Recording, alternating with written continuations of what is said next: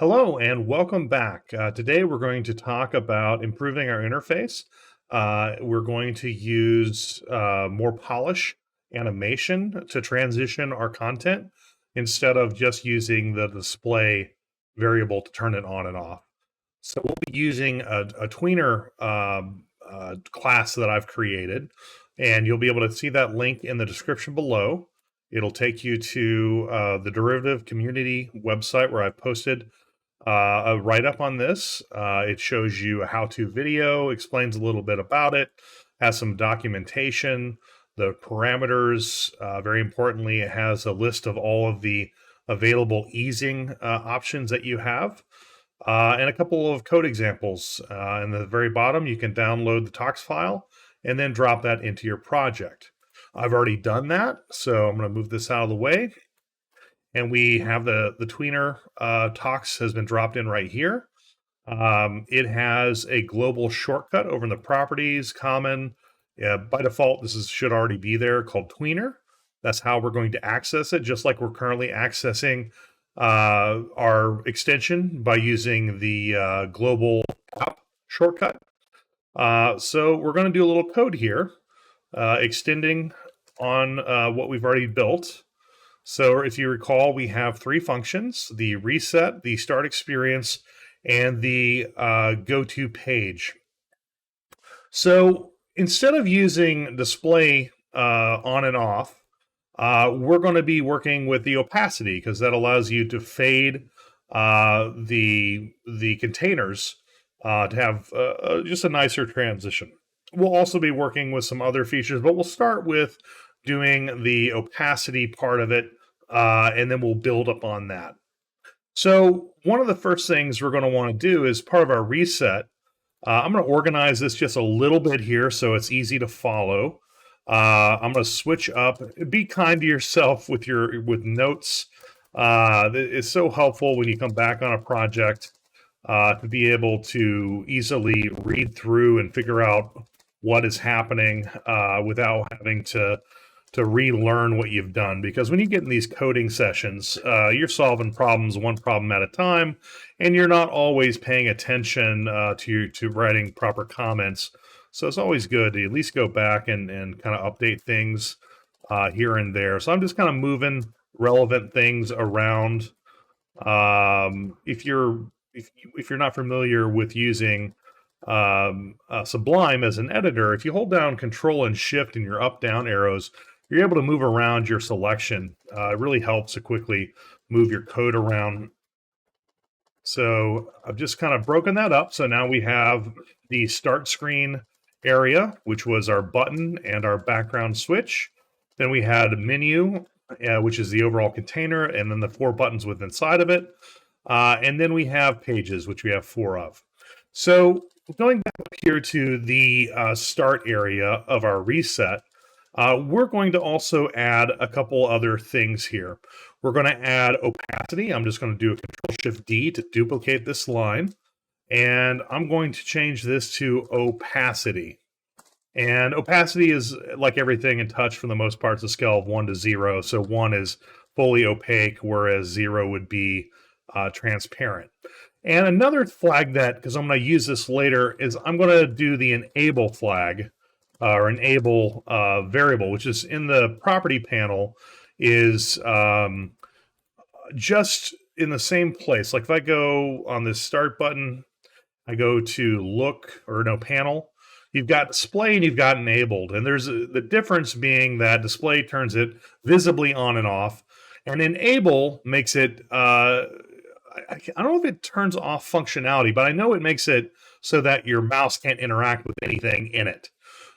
So that is important. Sometimes you want to be able to turn off the enable, because especially if you make something transparent, even though visually it's transparent, if it's still enabled and still there, your mouse might still interact with it, and that can be really confusing sometimes to yourself as to why something should be clicking or not clicking. And sometimes you can use that enable to turn that on and off, so you know that that is no longer blocking your mouse from getting something underneath of it. So, and a reason you might want to enable or disable enable on or off A button is because you only want it to be pressed once, because we're going to be triggering animation, and you don't want people to be able to rapidly click something like that, because then it's going to be hitting that animation multiple times and causing an unwanted effect. So to prevent that, we'll just turn the enable variable to false or 0 to prevent them from clicking again once they clicked it once. So this reset, of course, brings that back so they can click it again once the experience is reset. So that's what we've added here, the enable and the opacity. So now let's go down to our start area here. And again, I'm going to add a couple notes here just to make my life easier. I'm going to comment out this print statement. We no longer need that for debugging.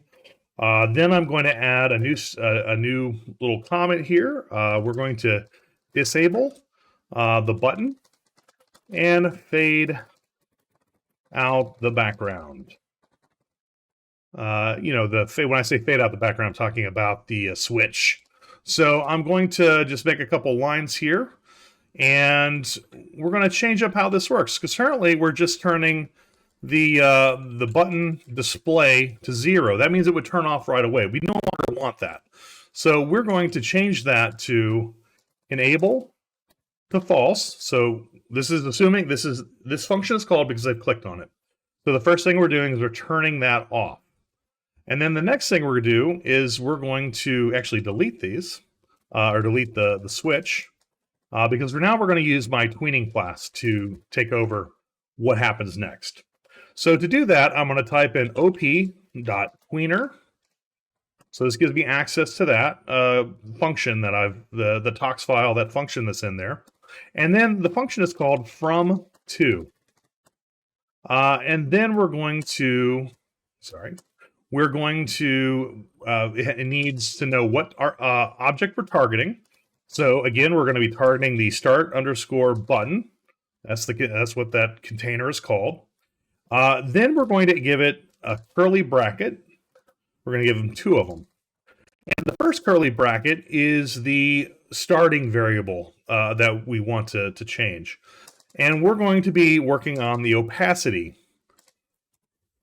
And you put a colon, and then you give it the starting value. So we start fully opaque at 1. And then that's all we need in that bracket. Now we're in the second bracket, which is where we want it to go to. This is the end result. So we want it to start at opacity 1, and we want it to go to 0. So we, again, type in opacity.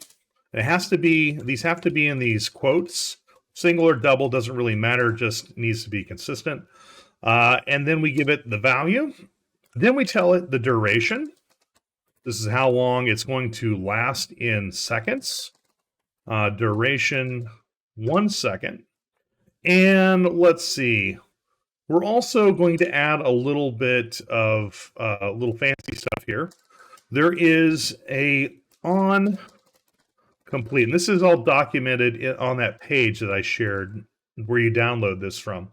So there's an on complete function that allows you to run some code. Basically, it will parse this code as if you were to type it into the terminal or add it in anywhere else in another function. This allows me to time it so that this code executes at the end of this 1 second animation. So after this completed, what I'm telling it is for the button to fade. When the button is done fading, I want the display flag to turn off, because I don't want that button even invisibly to be there, just to prevent things from accidentally invisibly being clicked. So that's what I'm going to do, is just fade out, and then I'm going to turn it off. So to do that, I need to target it, and we have that .app, op. This basically tells it to start at the app, and then I want to do another .op. This lets me search for something, target something inside of the app container. Again, I'll be looking for the start button. In a future version, I hope to clean this up so it's not as complicated. And then we target the parameter of display, and we set it to 0. So it's just a one-liner kind of code here. And it plays on complete. And that is it. That is how we fade the button and turn it off when the fade is complete.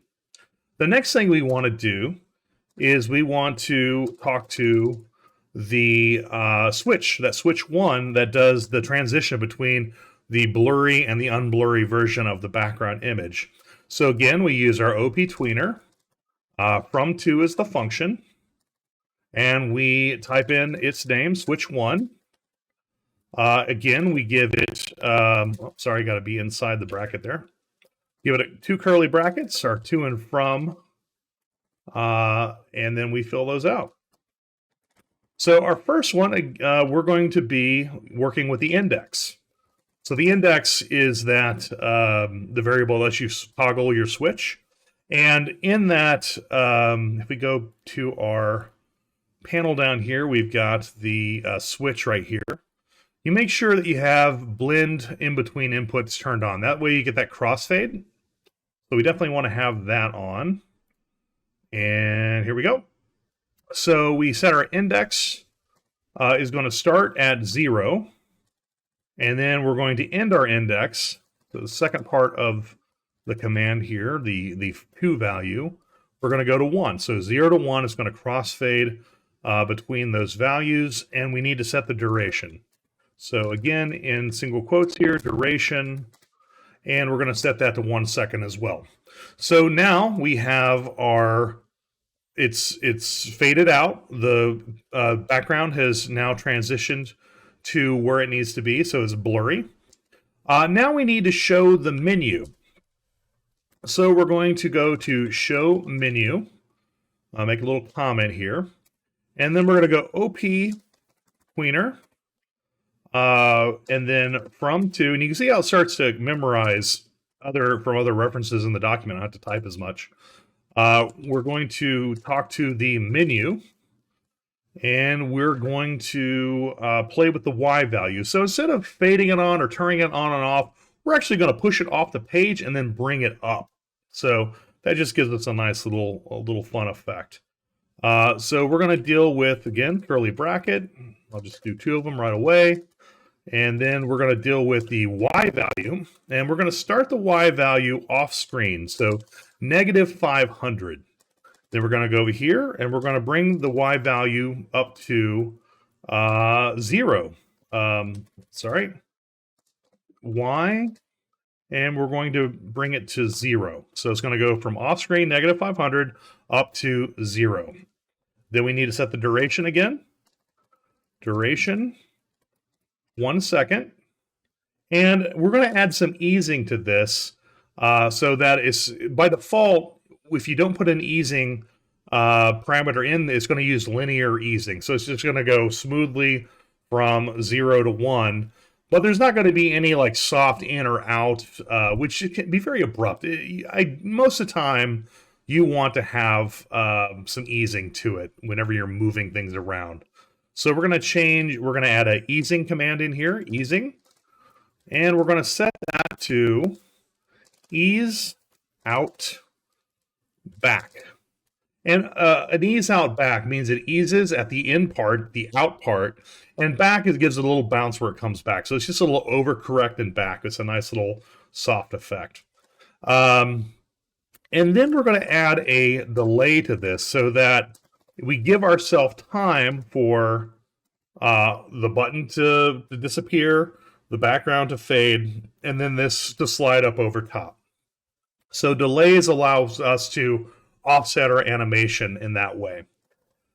So we've now added that, and let's see. Now let's go down here to menu. We no longer need this menu turn on, and we no longer need this page 1 turn on because we're going to handle that differently in the next function. But for now, this is what our function should look like, and we're going to go ahead and test that. Before you go too far in your coding, obviously, you want to test frequently so that, especially with code, because you want to know where it broke. And if you write a page of code in your head and try to get it out there, and then it breaks, well, you've got to do a little more, searching. Obviously, the details in the console will tell you where it broke a lot of times. But when it's fresh in your mind, you do a couple lines at a time, you go and you test. It's a lot easier to, I probably messed up something here. or there in that different area. So we're going to go back to our screen here. We're going to bring over our the output, and we're going to bring up our teleport so that we can reset it for right now. App.reset. That's how we talk to it via command line. And we're going to, at the end of this, we're going to add automatic reset into it. But for now, we're going to do it manual. So we've reset it. Now, ideally, what's going to happen right now is I'm going to press start. We're going to hit the fade, and we're going to get the menu pop up. Let's see what happens. Okay, we partially got there, but we did not get the menu. Now, that's probably because it's there, but my reset maybe turned it off. And that's just as we try to figure this out. Okay, so with the menu, going back to our code here, because we're mixing the old project and bringing it into this new way of doing it, we might have missed something. And here we missed the display flag. It actually needs to be set to 1. And the reality is I'm actually never going to be setting the display flag anymore. So I'm just going to remove that from the code and manually make sure that it's turned on. And nothing should ever affect that from here on out. So what I'm going to do is go back to our panel here. Just make sure that our panel is flagged on. And also I want to go to look and make sure that my opacity is all the way up. So that now brings my menu back to where it should be. And now we'll do it again and make sure that our code is bringing that menu from below to up to where it is now. And I might have to add that into, let's double check my code here, into my, too many windows open. So in our reset, our menu needs to now, we need to set in our reset where the menu starts at. So it starts off screen. So we go into menu, we set the parameter to equal of y to equal -500. So that just automatically puts it off screen. And that way, when it comes down to our animation tween here to move the menu from off screen to on screen, that'll all be fine. The reason I set it up here in the reset is if I didn't, before this execute would happen, it would already be on screen. So this is just to make sure I've manually moved it off. Even though I'm giving it the position here, we don't want it to, for a moment, to flash on the screen. We want to make sure we push it off by default. So we save this. We go back to our display, we reset it, and now we should be getting our fade with our menu rising up. And great. And you saw how that bounced, right? That's really nice. And that's just thanks to easing. Great. Okay. So now we can move on to the next part. So let's go back to our code. And the next part we want to do is reveal the first page of content. So we're going to make ourselves a nice little comment here. We're going to tween new page in. And we're going to want to set a couple of properties. So the first thing, and again, this is only the first page. So we can just type op page _1, and we can set its opacity. Opacity, and that's going to equal 0. So it starts at 0. I'm just going to duplicate that and change display, and we're going to have display set to 1. So we change opacity first because we want to basically make it invisible before we then turn it on, so that when we do bring it up and fade it up, it'll actually be there. So managing, it gets a little confusing between managing your opacity, managing your display, and sometimes managing your enable. You'll start to figure it out. But having the opacity, this is again trying to set it before we bring it in for the animation. You want to do opacity first, then your display, so that you don't get any on-screen flashing. Then we're going to want to do op And I don't know why I've switched to double quotes instead of single quotes, trying to be consistent here. Not that it matters that much, but try to establish good habits if you can. Okay, the next element that we want to target is page_1. And let's trying to think if I should get too ahead of myself here. I think for the moment, let's just stick with this. So let's just control the, now we're going to add our tween. So we've turned it off, set the opacity down. Now we're going to talk to our tweener again, our tweener class from to. And now we're going to target page_1. And we are going to, again with my double quotes, add a comma, add a curly bracket, add another curly bracket. Again, that is your start and end state of your animation. And we're going to do opacity, and we're going to do the Y. So we want it to fade and also feel like it's sliding in a little bit. So let's start it at a Y position of 100. Now, because this is transparent, we don't really have to worry. This is going to set when no one can see it. So we don't have to preset that position up top there. And then we're going to set the opacity. And we're going to set it at the beginning 1. And then we're going to go to the next bracket. And this is the final resting position or states. And we're going to bring Y to 0. And we're going to take opacity to 1. Remember to separate with colons your different values there. Then we need to set the duration. And we're going to set that to 1. And we are going to set an easing. And we're going to set that to ease in cubic.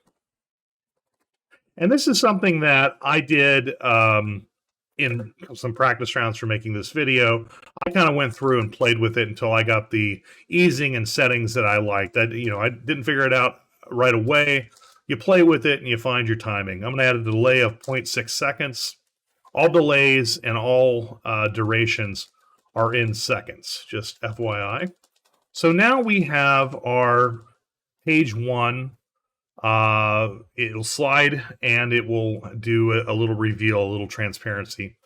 So let's make sure that we have set our, let's go back up here to the top. And in addition to setting the display flag, let's just go ahead and add opacity. I guess I could have just done one of those. And page 1, opacity, set it to 0. And we're going to do that for pages 1 through 4. And some of this resetting might be overkill to reset all these variables because some of you might reset at some other places, but I'm just being safe because sometimes you don't know where you're going to exit and restart it. So just having everything reset is just a good habit as far as I'm concerned. So again, we have our button, we have our background, we have our menu sliding up, and now we're going to make our page slide in. Done a couple more lines of code, so now we're going to go test and see what it looks like. So we're going to bring in our display here. We're going to reset it again, and we hopefully will have slide in and content slide in. So again, just to watch that again, slides up, content slides down. Okay, great. Now we're going to add some details to the inside here. We've got some other elements here. So we want to target those individually so we have a little more interest happening. Again, I've pre-planned this, so it took me a little bit of figuring out to know what I wanted it to do. And this is the end result of that. But it's, again, just code, and you can tweak all these settings and variables until you find something that you like. So the next thing that we're going to target is the header. So I'm going to say op.tweener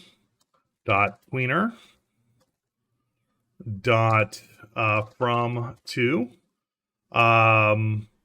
And actually, before I do that, and I'm sorry if I'm jumping around, I'm just trying to match up with my notes. So we want to set page_1, and then we're going to target the the header, and we want to target the parameter opacity, and we initially want to set that to 0 since that is what we're going to be fading in. So now I can go down here and set op.tweener.from to, and we are going to set the same thing, page_1 header, and now we can go and add the curly brackets for the to and the from. Don't know why I keep hitting P there. The to and from settings for that. So we're going to have a, let's see here, header opacity is going to change. Opacity is going to go from 0 to 1. Just copy paste that whole thing.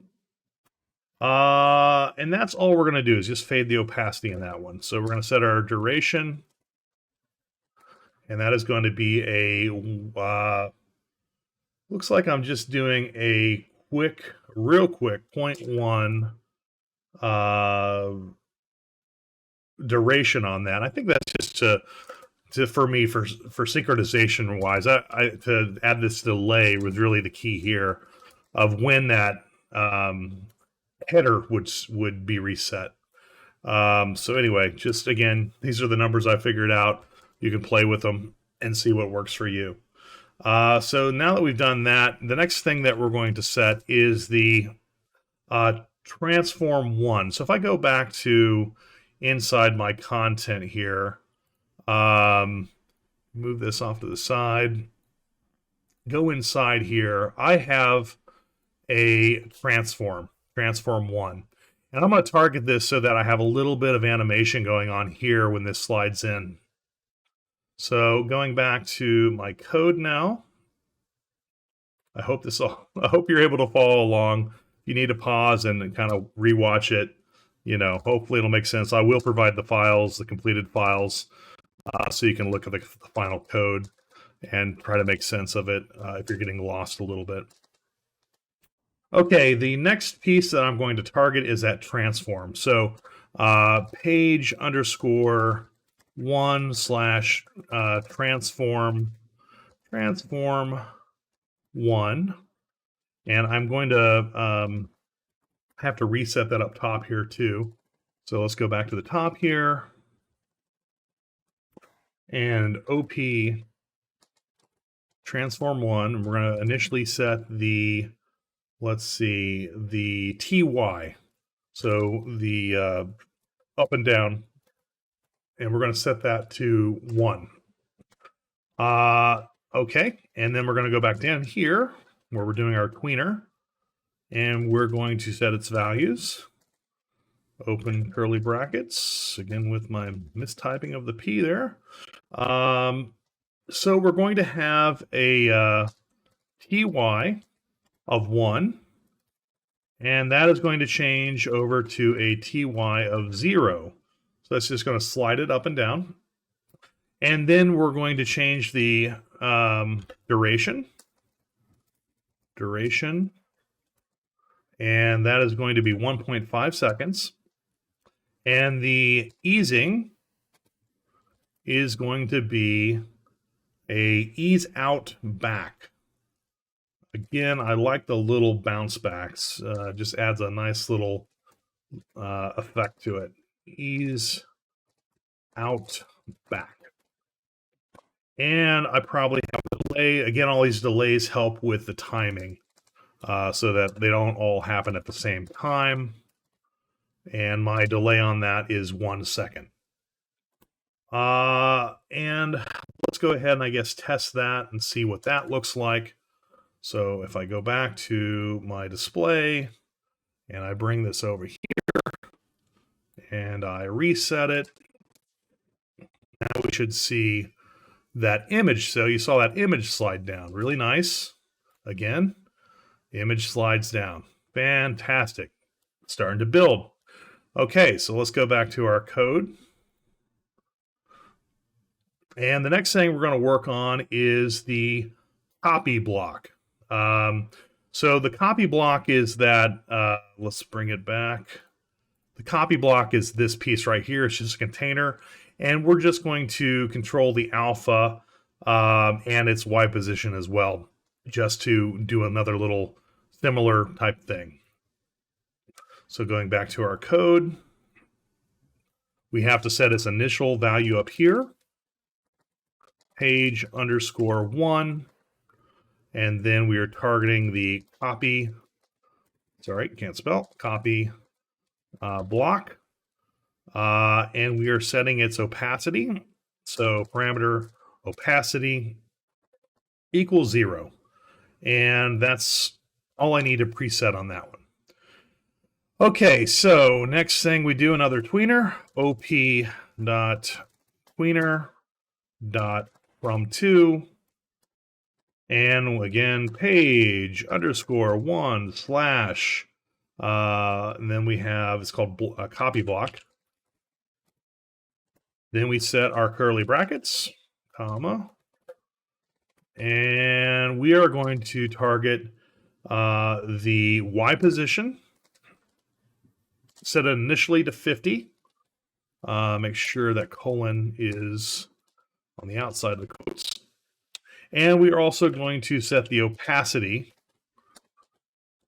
to 0 to start. And I'm going to just copy these values and go over to the second state here. And we're going to want to take it to a position of Y 0. And we're going to take its opacity up to full opacity, so 1.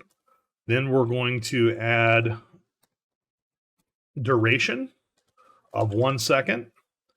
And we are going to do easing. Sometimes it's easier to type it, then add the quotes. And then we are going to call that easing. We're going to also do the ease out back. A lot of times you'll end up using a couple of different easings, but using them together makes them look good versus using like a dozen different types of easing. Usually I'll have 3 or 4 in the mix. So that is our easing, and then finally we'll have our delay so that it lines up where I want it to line up as far as the timing for each piece of it. So for this, I'm putting it at 1.7 seconds. So if we go back now and test that, and we do our reset, we should now have that. Yeah, see, so that bounced, and then that transparently came in and bounced as well. So again, just to watch that. Boom, boom. Fantastic. Okay, so next we have the header and the text that is inside the header. So I'm going to make 2 little blocks here to set those up. We're going to talk to page_1. Then we're going to talk to header. Oh, we already set the header up above. All right, I already did that part. We're going to talk to text3, which is just the black text that I have in the header block. And then we're going to set its parameter of font alpha, and we're going to set that to 0. You can, I mean, with this tweener, you can target any parameter that is part of the parse object. So we're going to target the font alpha because it's not a container. We're just leaving that as a top. So that's just how we're going to interact with it. So the next thing we're going to put down is the text3 and the header. So let's do OP, and let's start with header. So I'm sorry, I meant to do tweener.from2 and page_1/header. And we're going to make our 2 different brackets for our 2 different states. And that is going to be Oh, what are we doing with the header? We are changing its opacity. Opacity. And we're starting at 0. And we are going to take opacity to 1. And I think that's all we're doing with the header. Yep. Duration. We're going to, oh, that's where I actually, my bad. I already did this up above. That was just to quickly turn it off. So I don't have to do this part again. I've already done that. I apologize. We're going to change this one to the text 3. I'm sorry. And we're going to change this to font alpha instead of opacity. Really, it's the same thing, but it's dealing with the top instead of a container. And then that text 3 needs to go from 0 to 1. We've done that. The duration is going to be 0.5 seconds. And the easing is going to be ease out back, of course, again. And our delay, come on. Delay is going to be 1 full second. So double checking my notes to make sure that I have all these pieces now. I believe I do. And yeah, okay. So what should be happening is I'm going to go back to the display. And just briefly, if I go in here and explain why I'm targeting text 3. So if you go in here, the reason I have a text 3 is I have white. Text 1 is white, text 3 is black. And I wanted to have that black element underneath of it so that it shows up if the photo was a little too light. So we had some contrast. But because I had this sliding in, I wanted the white to already be there. So it felt like it slid in underneath the word. But if I had the black there to start with, then you would obviously see the black and we would kind of lose that effect. So I wait until this slides all the way in. Then I bring in the alpha of the black to slowly, just block that up. So that was the goal of why I did it that way. So resetting, hopefully you'll see that. Slides in, boom. And let's do that one more time. And yeah, it happens quick, but that was the thought process behind that. All right, so that is the full sequence of bringing that in. So the next thing we want to do is go and work on the buttons in our menu. I want to add a little bounce to them. And then we're going to, let me back out here. Then what we're going to do in our code is we are going to, this is how we brought in just the first page. We're going to make this, we're going to bring that into our GoToPage, and we're going to make this dynamic so that I can feed that page number into any of these, and it will properly do that. So we've done all the work. Now we're just going to use that over and over and over again. And then we're also going to fade out whatever our current page is, and we're just going to do a simple opacity fade on that one. So that is our next piece of the puzzle that we're going to finish up here. Okay, so working on this GoToPage function, we're going to clean up things that we don't need that was in the last version. We're no longer dealing with displays, so we're going to get rid of those. I'm just going to add myself some comments here, reset button active state, just to remind myself later. We no longer need to change the page content. So this is all the button stuff. Next thing we need to do is add a little bit of logic here. We don't run animation if already on page. What that's saying is, hey, if you've already pressed this button, you're on button 1, content 1, and they try to press it again, we don't want the animation to play again because we're already there.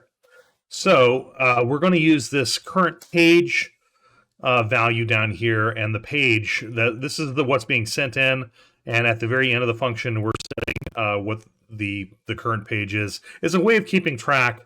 When this comes into this function, we know what the last current one was, what the last page up based on this right here. So we're going to use that to compare. So we're going to write a little conditional here.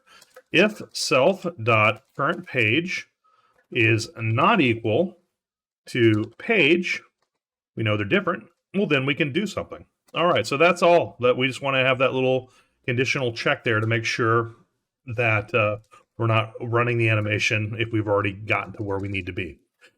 So this is going to be the tween button press that I'm going to add, and then I'm going to tween out last page out, and then we're going to tween in new page. So again, it's really nice to, when you're writing code, to sometimes block it out, your logic in your comments before you start attacking the code itself. So on the buttons, I'm going to have to add, I think, something to the buttons in order to do this. I'm going to be adding a transform in order to get this bouncy effect that I want. So let's go back into the project. Let's check on our buttons. Let me see. We've got this. What I'm going to do is between text and out, we are going to add a transform. And that is going to let us bounce this thing in and out. But because because I'm going to use an elastic bounce, it means it's going to go past one. So when I scale up, it's going to go past the end state. And because this is a transform, it's going to, and if you look at it, the image is taking up the full size, it's going to go off the screen. So in order to prevent it from going off the screen, I'm just going to resize my button a little bit. I'm going to change my scale to 0.8. And that just gives me more room to bounce that around. And then I think I have these still linked. Yeah, remember I was using that clone.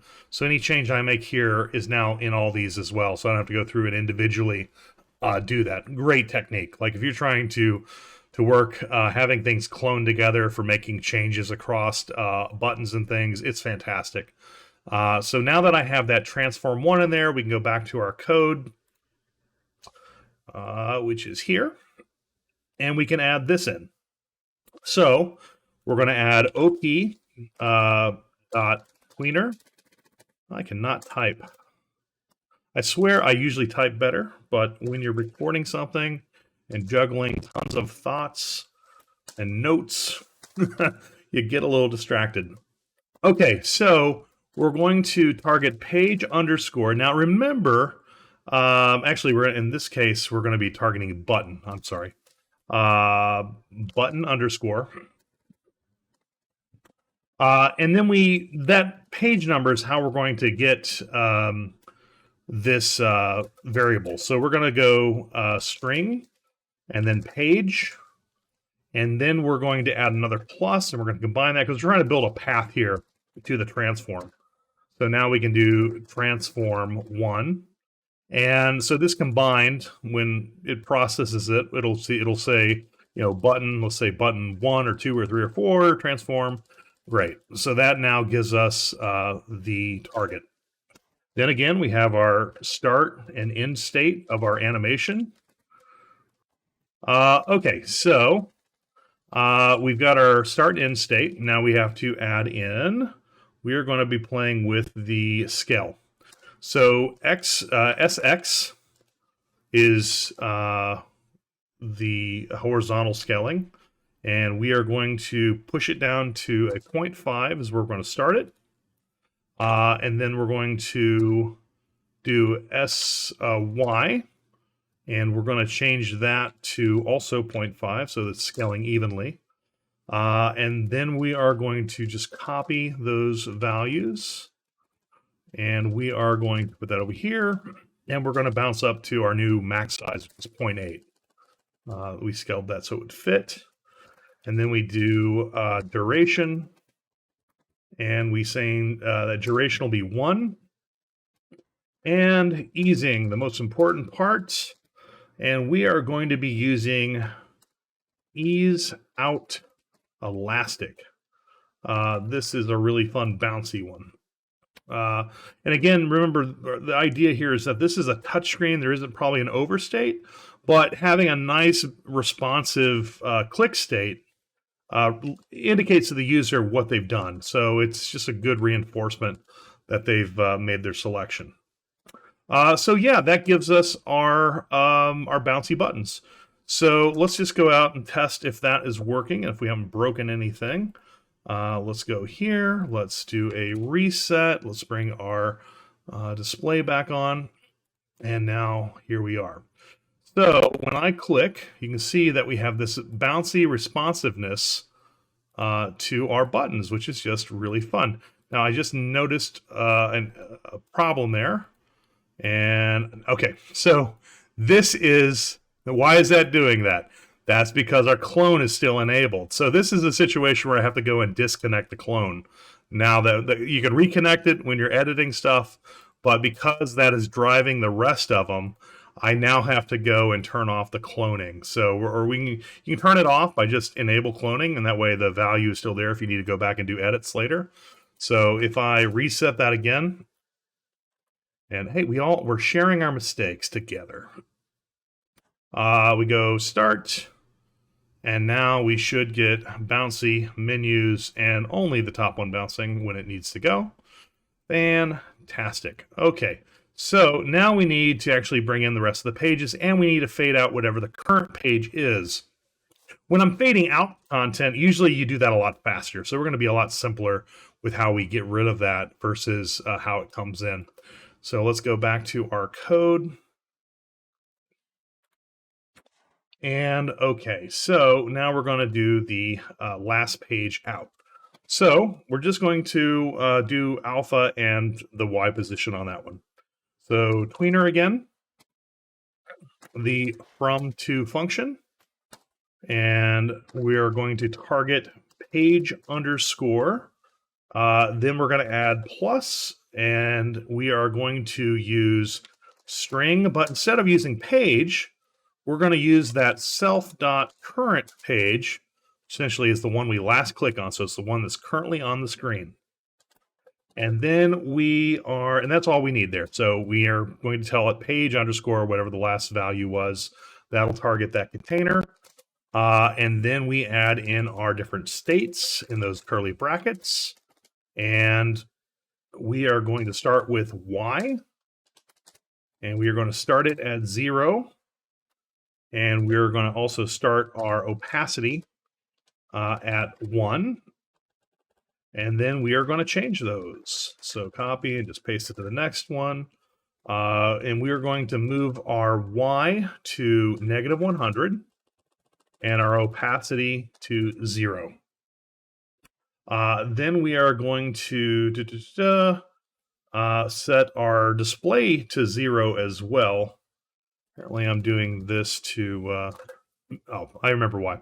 So I'm adding a display change in here as well because I want to make sure that they're not overlapping each other. Now, really, in this case, it's not going to impact anything. But if we had interactive content in our sub pages that needed to be clicked on, if you had other pages stacked on top but were transparent, you wouldn't be able to click on the proper things. You might get some misclicks. So we're going to start the display at 1, and we are going to add display go to 0 when this is done. Again, make sure the colon's in the right place. That was my bad. Now we can do duration. So our duration on this one is going to be duration is going to be 0.3. Again, we want this out of there quick. So we're not dwelling on the out effect. We just want it out of the way so we can bring in the new content. You want to be conscious of timing, and you don't want people to have to wait 10 seconds between every time they click a new button to get their content. So by getting that first piece of the old content out fast gives you time for bringing the content in nicely. Ease in sign, and that is our out. So now we can focus on our And I guess we could test that real quick just to make sure it's working. Always good to test frequently so that we know where it breaks, when it breaks. And it is gone. And the reason is we haven't added the code for it to go in yet, but we have the code for it to go out. Okay, so let's go back here to our code. And I keep getting all these spams of the button clicks. I'm going to remove that from our code or comment it out. A lot of times you'll have print statements in there that are just old statements that you don't need anymore and just clog things up. Okay, so now we're going to bring the page in. Now, we've already done this. We've already done this up above. The difference, though, is that we did it in a way that was hard-coded for page 1. All we've got to do is change it so that it's dynamically using that page value. So to do that, we just subtract, or delete the 1 plus string and page. And I'm just going to copy paste that and replace that in a couple places. Now in a couple places here, like this one, you've got to close the first string, add the page, and then we got to have another plus, and then we have to put the complete quotes around this string so that it can glue all together to create the what we need. So I can just copy from the single quote to the single quote with the pluses in between, and now I can just copy paste where the 1 is. Boom. Done. Done. Will that work here as well? It will here. And here, because we have a part before and after the 1. And I'll go back and fix that first one. So here we change that again to plus string page. Boom. So luckily we had already done this up above, so we were able to speed this up. It's the same thing. We just dynamically made it how it got the page number versus the static page 1. So if you want to go back and watch that, that's all that is. So in theory, and also I want to push this current page over into the if block, just so that that is only setting if we met the criteria to actually go to the next page so it stays in sync. I don't think that would be a problem, but just tidy this up. Set new current page. Leave yourself notes. Be kind to your future self. Okay, so let's see where we ended up. So I'm going to do the reset. Start. Content comes in. Old content out. New content comes in. Old content out. New content in. Rinse and repeat.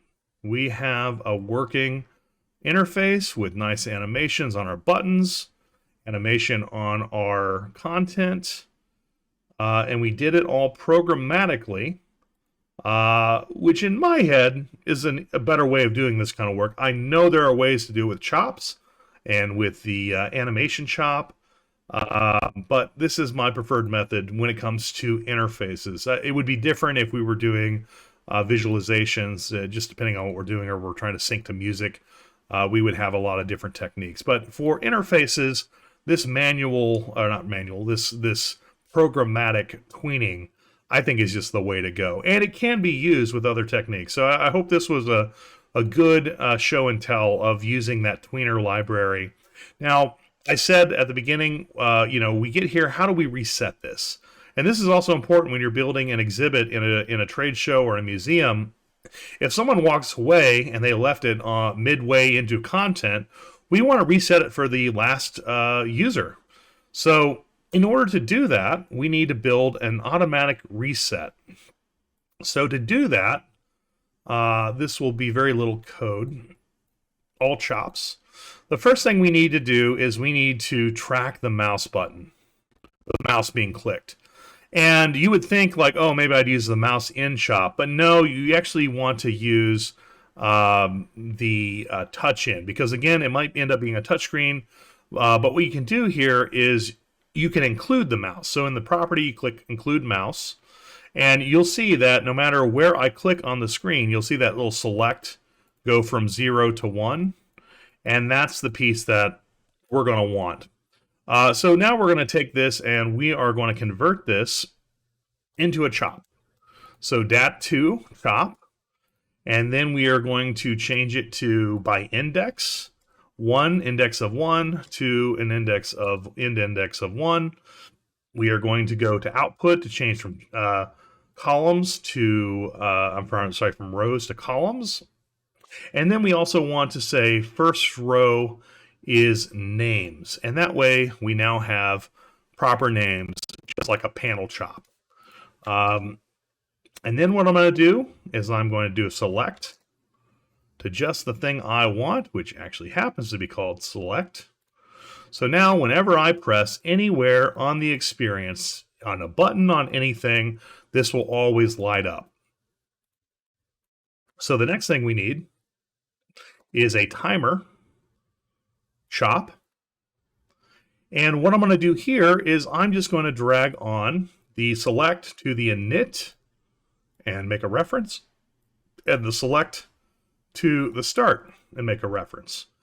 So every time I hit start, it's going to restart that timer. And every time the timer hits the end, which currently by default is 10 seconds, it'll say done. Done. All right, so now I can right click on the little node stringy pullout thingy, and I can now do a chop execute. You need to make sure that it's targeting where it's got an asterisk right now. We're going to change that to done. Then we're going to change it to on to off value. And we are now going to edit this code block. So if I go in here and now type in op.app. Boy, I cannot type. App.reset.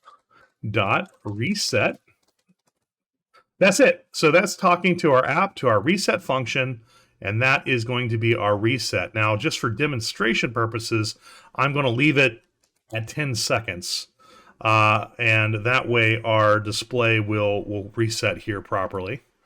So whenever this thing, when I stop clicking, whenever this thing does, when it says done, our experience should reset. 10 seconds, reset. All right, so boom, it's ready for the next user.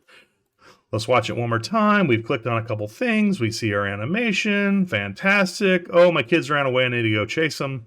And let's wait for this to abandon and reset. Boom, we reset. Now, realistically, you're going to want your timer to be longer than any video you have playing. You can write code to know when a video stopped playing or what the in display might be. But anyway, in general, usually I like to have it set for 3 to 5 minutes. You can just do a little in chop math here and do like 60, because it's all seconds, times 3, and that gives us 3 minutes versus 5 minutes. And that is our abandon / reset way of doing that. Very simple. You should use it on all projects where you need to reset your experience between users. You never know when they're going to reset or walk away. So this is just an automatic way of tracking that. So I hope this has been useful. We've shown you how to create this and create these animations to bring content to life and add a little springy, fun life to it. And also how to reset when people abandon. This is really the centerpiece to making informative touchscreen motion graphic type displays that you see in kids' museums all over the place. We will cover in future videos some other types of contents, interactive content, how to scroll large blocks of text, how to do formatted text using the WebTop renderer.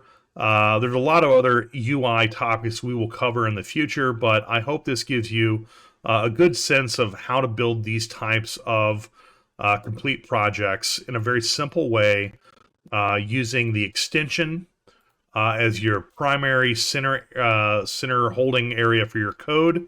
If you look at the whole network here, very clean, very simple. And this is a lot of times, I mean, in a simple project, this is what it looks like. It does not have to be overly complicated. You put that in your code. If we look at our code just real quick, we ended up with just over 100 lines of code. And that's it. And there are ways to clean this up and doing it in a for loop and some other techniques in coding so you don't have to keep repeating and copying. In this case, I just did it for the ease of teaching you how to do this. And we only had 4 pages of content and 4 buttons. But if you had 100 buttons and 100 pages, you would do this differently. You'd use some extra code here to dynamically loop through it and turn all these flags on and off. But I hope this gives you a good sense of it. And if you have any questions, please feel free to comment down below. If you didn't understand anything or if I need to cover other parts of it, hopefully you can ask some questions. I can get back to you with some responses. I know if you're new to Python, this might feel overwhelming. But again, one line at a time, you'll start to understand this syntax, gluing strings together. This is all very common things that you'll do. In the end, all we're really trying to do is target something and set some values. That's really all there is in TouchDesigner. We're just trying to get to talk to the properties to do something. So, good day. I hope this was extremely helpful.